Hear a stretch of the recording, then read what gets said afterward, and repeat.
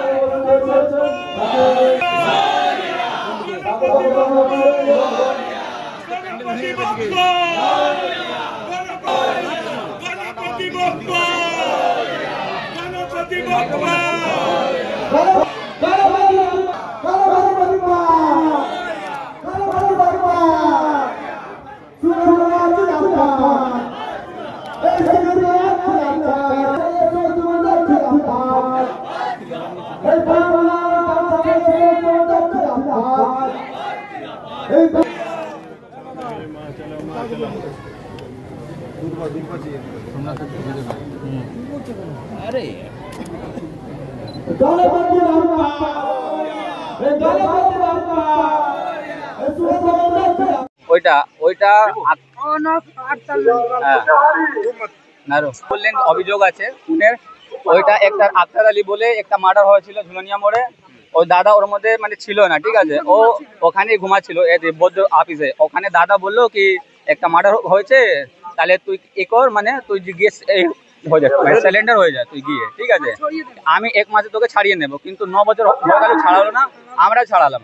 আর যখন দাদা ভেতরে ছিল তো এই চিঠি পাঠিয়েছে, এই চিঠিটা দেখুন, এই চিঠিতে লিখেছিল কি মানে মানে দাদা মানে শুনতে পেয়েছিল কি যদি আমি বেরিয়ে যাই তাহলে ও মেরে দেবে।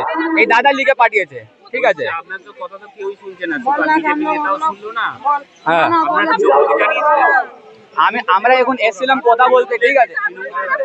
হ্যাঁ, না আমরা কোথাও যাইনি, আমরা দাদার কাছে গিয়েছিলাম, ঠিক আছে। 2 দিন আমরা ঘুরলাম, হাত পা ধরলাম কি দাদা তৃণমূলে না, আমরা কাউকে জানিনি। আমি ডাইরেক্ট গিয়েছিলাম থানায়, দাদার কাছে গিয়েছিলাম কি যদি তুমি রেখেছো, যদি আমার দাদার সাথে কোনো হয়েছে ঝগড়া ফগড়া বা কিছু বলরাম চৌধুরী, তাহলে ওকে রিটার্ন দিয়ে বিক্ষোভ দেখাচ্ছিলেন।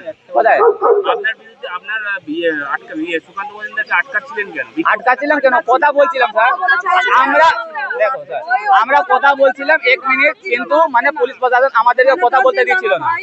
আমরা কথা বলতে যাচ্ছিলাম কিন্তু কথা বলতে দিচ্ছিল না। সুনীল বাবু সরাচ্ছিল আমাদেরকে। আমার নাম বলরাম চৌধুরী। আমরা যারা উপস্থিত হয়েছি আজাদ হিন্দ বালক সংঘ, তো আজকে এখানে মঞ্চে উপস্থিত আছেন আমাদের বন্ধুরা, উপস্থিত বিশেষ সুযোগ হচ্ছে গণেশ ঘন্টায়, সেই জন্য হাততালি চাই। এবং হিন্দিতে 2-4 কথা বলছি। ভারতবর্ষের সংস্কৃতি, যে সংস্কৃতির কথা দীপাঞ্জন বলছিলেন, এই সংস্কৃতি হাজার হাজার বছর এবং ভারতবর্ষের এই সনাতনী সংস্কৃতিকে সবসময় কেন্দ্র করে ভারতবর্ষের রাজনীতি, ভারতবর্ষের সমাজ ব্যবস্থা সমস্ত আবদ্ধ হয়েছে। দীপাঞ্জন বললেন যে বাল গঙ্গাধর তিলক সেই সময় মহারাষ্ট্রে ভারত স্বাধীন করার জন্য আন্দোलन চলছিল, 77 का आंदोलन चल रहा था कि भारत को आजादी दिलाना है। तो आजादी देने के लिए लोगों को जोड़ना था। तो उन्होंने ठीक किया कि दो ऐसे पूजा करेंगे, दो ऐसे उत्सव करेंगे जिससे लोग आजादी के आंदोलन के साथ जुड़े।